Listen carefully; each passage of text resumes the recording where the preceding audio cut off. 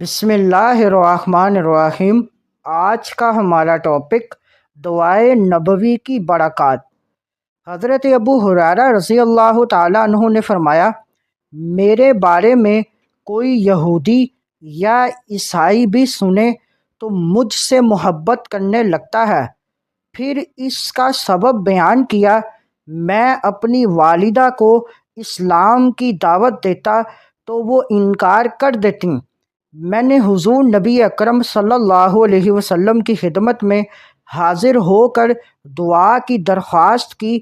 آپ صلی اللہ علیہ وسلم نے میری والدہ کے لیے دعا فرمائی۔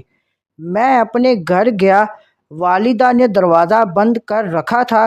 اندر سے کہا، ابو ہریرہ، میں اسلام قبول کر چکی ہوں۔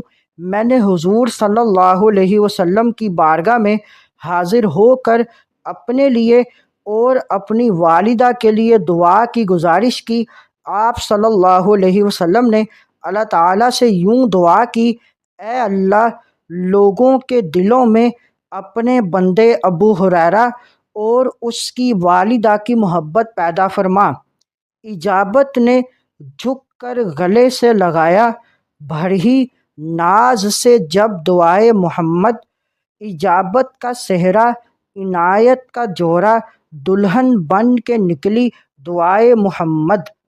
مزید معلومات کے لیے ہمارے چینل کو لائک اینڈ سبسکرائب کریں۔